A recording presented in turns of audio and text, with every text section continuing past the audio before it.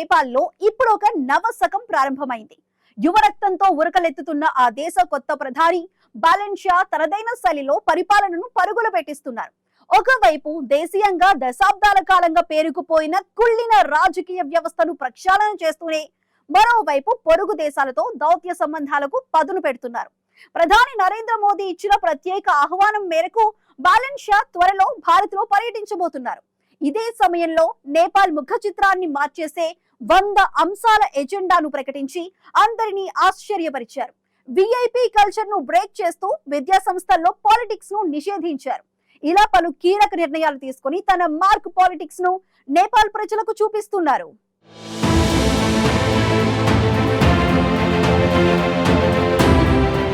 పొరుగు దేశమైన నేపాల్లో ప్రస్తుతం రాజకీయంగా పరిపాలన పరంగా ఓ కొత్త దశ ప్రారంభమవుతోంది. బాలేంద్ర షా ప్రధానిగా బాధ్యతలు చేపట్టినప్పటి నుంచి సాంప్రదాయ రాజకీయాలకు భిన్నమైన శైలి ద్వారా దేశాన్ని ముందుకు తీసుకెళ్లే ప్రయత్నం చేస్తున్నారు. ఓవైపు దేశంలో పరిపాలనా వ్యవస్థను సమూలంగా మార్చే సంస్కరణలు చేపడుతూనే మరోవైపు విదేశాంగ విధానంలో చురుకుదనాన్ని ప్రదర్శిస్తూ అంతర్జాతీయ వేదికలపై తన ముద్ర వేయడానికి సిద్ధమవుతున్నారు. ఇదే క్రమంలో ఆయన ప్రకటించిన 100 అంశాల ఎజెండా దేశ రాజకీయాల్లో ప్రకంపనలు సృష్టించింది. ఈ ఎజెండా కేవలం ఎన్నికల హామీలా కాకుండా ఒక సమగ్ర సంస్కరణల బ్లూప్రింట్గా కనిపిస్తోందని రాజకీయ విశ్లేషకులు చెబుతున్నారు. దశాబ్దాలుగా నేపాల్లో పాతుకుపోయిన విఐపి సంస్కృతి, అధికార దుర్వినియోగం, రాజకీయ జోక్యాల వంటి సమస్యలను పూర్తిగా తొలగించాలనే లక్ష్యంతో ప్రణాళికలు సిద్ధం చేసుకున్నారు.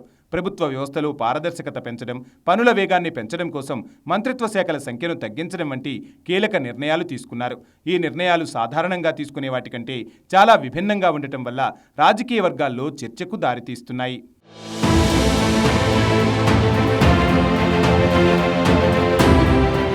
ఇక విద్యారంగంలో తీసుకున్న నిర్ణయాలు మరింత సంచలనంగా మారాయి.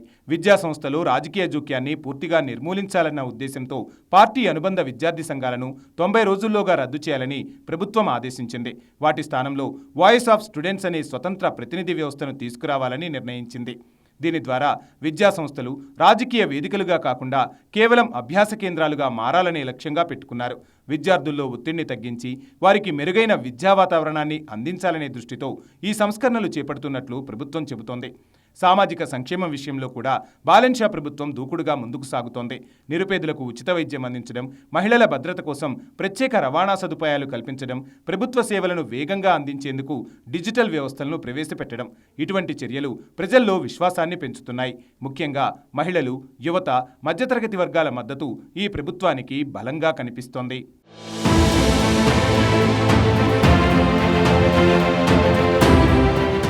ఇక విదేశాంగ విధానంలోనూ బాలెన్ షా వేస్తున్న అడుగులు ప్రాధాన్యతను సంతరించుకుంటున్నాయి. ముఖ్యంగా భారతదేశంతో సంబంధాలను మరింత బలోపేతం చేయాలన్న ఉద్దేశంతో ఆయన మొదటి అధికారిక పర్యటనగా భారత్ను ఎంచుకున్నారు. ప్రధాని నరేంద్ర మోదీ పంపిన ఆహ్వానాన్ని మన్నించి ఆయన భారత్కు వస్తున్నారు. ఇది ఇరు దేశాల మధ్య ఉన్న చారిత్రక బంధాన్ని మరింత బలోపేతం చేస్తుందని విశ్లేషకులు భావిస్తున్నారు. ఈ పర్యటనలో ప్రధానంగా వాణిజ్యం, కనెక్టివిటీ, జలవనరులు, విద్యుత్ సహకారం, సరిహద్దు మౌలిక వస్తుల అభివృద్ధి వంటి అంశాలపై చర్చలు జరగనున్నాయి. భారత్ నేపాల్ సంబంధాల చారిత్రాత్మకంగా బలంగా ఉన్నప్పటికీ కొన్ని సందర్భాల్లో రాజకీయ భేదాభిప్రాయాలు చోటు చేసుకున్నాయి.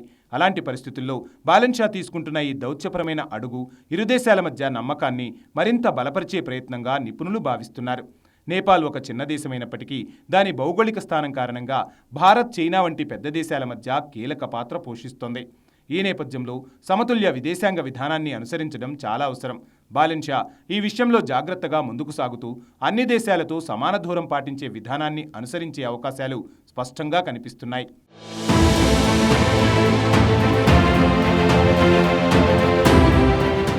దేశంలో సంస్కరణలు, విదేశాంగ విధానంలో తీసుకుంటున్న నిర్ణయాలు నేపాల్ రాజకీయ దిశను పూర్తిగా మార్చేలా కనిపిస్తున్నాయి.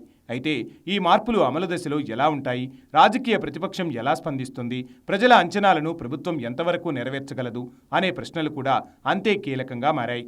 మొత్తానికి నేపాల్లో ప్రస్తుతం జరుగుతున్న పరిణామాలు కేవలం ఆ దేశానికే పరిమితం కాకుండా దక్షిణాసియా రాజకీయాలకు కూడా ప్రభావం చూపే అవకాశం ఉంది. యువ నాయకత్వం, ధైర్యమైన నిర్ణయాలు, దౌత్యపరమైన చాతుర్యం, ఇలా ఇవన్నీ బాలెన్ షా ఒక కొత్త రాజకీయ అధ్యయనానికి శ్రీకారం చుడుతున్నారనే భావన బలపడుతోంది. రాబోయే రోజుల్లో ఆయన తీసుకునే అడుగులు మాత్రమే ఈ ప్రయాణం ఎంత విజయమవుతోందో నిర్ణయించనున్నాయి.